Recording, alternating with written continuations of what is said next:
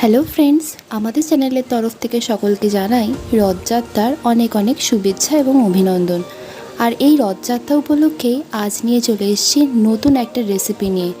দেখেই বুঝতে পারছো এই রেসিপিটা হলো জিলিপির রেসিপি। রথে আমরা এইটা প্রায়ই খেয়ে থাকি এবং সকলেরই খুব প্রিয় এই রেসিপিটা। তবে বাড়িতে কি করে জিলিপি বানানো যায় সেটা আজ আমি তোমাদের সঙ্গে শেয়ার করব। খুব সহজেই অল্প কিছু উপকরণ দিয়েই এই জিলিপিটাকে বানিয়ে ফেলবো আমরা আজকে। তো চলো দেরি না করে দেখে নিই এই লোভনীয় রথযাত্রা স্পেশাল জিলিপির রেসিপিটা আমরা কি করে বানাবো। একটা বড় জায়গায় আমি নিয়ে নিলাম 1 কাপ মতো ময়দা। এবার এর সাথে আমি কিছু শুকনো উপকরণ মিশিয়ে নেব। একটা ছোট চামচের হাফ চামচ বেকিং সোডা আর একটা ছোট চামচের হাফ চামচ ইয়েলো ফুড কালার দেবো, দিয়ে সমস্ত কিছু মিশিয়ে দেবো। তবে ইয়েলো ফুড কালারটা অপশনাল, তবে ইয়েলো ফুড কালারটা দিলে এর কালারটা দোকানের মতো আসে। এবার আমি অল্প একটু সাদা তেল ব্যবহার করব। সাদা তেলটা আমরা ময়মের মতো ব্যবহার করব ময়দাটা মাখতে। দিয়ে সমস্ত কিছু আমি ভালো করে একবার মিশিয়ে নেব। ময়দাটা মাখা আমার হয়ে গেছে। এবার আমি এখানে অ্যাড করব 1 চামচ কর্নফ্লাওয়ার। কর্নফ্লাওয়ারটা দেওয়ার পর আমি আবার সমস্ত কিছু ভালোভাবে মিশিয়ে নেব। এবার আমি অল্প একটু করে জল দেবো এবং একটি হ্যান্ড ব্লেন্ডারের সাহায্যে অল্প অল্প জল দিয়ে ময়দাটাকে মেখে নেব এবং একটা ব্যাটার তৈরি করব। এবং এই ব্যাটারটায় কোনো লাম্পস থাকবে না। তবে খেয়াল রাখতে হবে জলটা কিন্তু আমায় অল্প অল্প করে মেশাতে হবে। একসাথে কিন্তু অনেকটা জল মিশিয়ে দিলে ব্যাটারটা কিন্তু ভালো তৈরি হবে না বা পাতলাও হয়ে যেতে পারে। তাই যতটা আমাদের জলের প্রয়োজন হবে সেটা বুঝে আমাদের এই লাম্পস ফ্রি ব্যাটারটা তৈরি করতে হবে। আমাদের ব্যাটার একদম রেডি হয়ে গেছে। এবার আমরা রসটা বানিয়ে নেওয়ার জন্য একটা ফ্রাইং প্যানের মধ্যে 2 কাপ মতো চিনি দেবো। আপনারা আপনাদের স্বাদ অনুযায়ী চিনি দেবেন। আপনারা যদি মিষ্টি বেশি পছন্দ করেন তাহলে আরেকটু চিনির পরিমাণ বাড়িয়ে দেবেন। এর সঙ্গে আমি 1 কাপ মতো জল দিয়ে গ্যাসটাকে হাই ফ্লেমে রেখে ভালোভাবে নাড়াতে থাকবো যাতে সমস্ত চিনিটা ভালো করে গলে যায়। চিনিটা অনেকটা গলতে শুরু করেছে। যখন সম্পূর্ণটা মিলিয়ে যাবে তখন আমি এর মধ্যে অ্যাড করব 1 পিঞ্চ ইয়েলো ফুড কালার। এটা কিন্তু অপশনাল, তবে ইয়েলো ফুড কালারটা অ্যাড করলে জিলিপির কালারটা কিন্তু পুরো দোকানের মতো আসবে। তবে আপনাদের কাছে যদি অ্যাভেলেবেল না থাকে তাহলে আপনারা এটা স্কিপ করতে পারেন।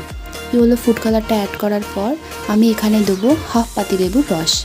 পাতিলেবুর রসটা দিলে এই যে রসটা তৈরি হবে এটা একতার হবে না, তবে একটা চটচটে ভাব আসবে যেটা দোকানের জিলিপিতে আমরা দেখতে পাই। এই সমস্ত কিছু দিয়ে আমি এর সঙ্গে অ্যাড করব 1 চামচ মতো ঘি। এটাও অপশনাল, তবে ঘিটা দিলে এর ফ্লেভারটা কিন্তু খুব সুন্দর আসবে। ঘিয়ের একটা সুন্দর গন্ধ আমরা জিলিপি থেকে পাবো। দিয়ে সমস্ত কিছু মেশানো হয়ে গেলে আমাদের সিরাপটা তৈরি হয়ে যাবে। তখন আমরা গ্যাসের ফ্লেমটাকে অফ করে দেবো। কড়াতে আমি বেশ খানিকটা সাদা তেল ভালোভাবে গরম করে নিয়েছি এবং গরমটা টেস্ট করার জন্য আমি অল্প একটু ব্যাটার ফেলে দেখলাম ভালোই ফুলে উঠেছে। তেলটা আমার রেডি হয়ে গেছে। এবার আমি ব্যাটারটাকে তেলের মধ্যে ছাড়বো। ব্যাটারটাকে আমি একটা ছোট বোতলের মধ্যে পুড়ে নিয়ে তার ছিপিটাকে ফুটো করে নিয়েছি যাতে আমাদের ভাজতে সুবিধা হয়। আপনারা সসের বোতল এখানে ইউজ করতে পারেন বা যে কোনো পাইপ ব্যাগ ইউজ করতে পারেন, তাহলে কিন্তু জিলিপিটা খুব ভালোভাবে ভাজা যাবে। মুখটাকে সরু হতে হবে, তবেই কিন্তু এর পাকগুলো সুন্দর আসবে। খুব মোটা মোটা হয়ে গেলে কিন্তু জিলিপির ক্রিস্পিনেসটা নষ্ট হয়ে যায়, তাই সেদিকে আমাদের লক্ষ্য রাখতে হবে। জিলিপির 2 পিঠটা আমি ভালো করে লাল করে ভেজে নেব এবং গ্যাসের ফ্লেমটা আমি এই সময় মিডিয়াম টু হাই রাখবো। আমি এখানে একটা কাঁটার ব্যবহার করেছি, চাইলে আপনারা খুন্তিও ব্যবহার করতে পারেন।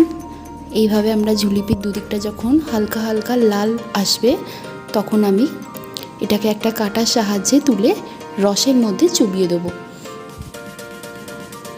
ভালো করে রসের মধ্যে এটাকে সোক করে নেওয়ার পর আমি কিন্তু কাঁটার সাহায্যে জিলিপিগুলোকে গিঁথে নেব।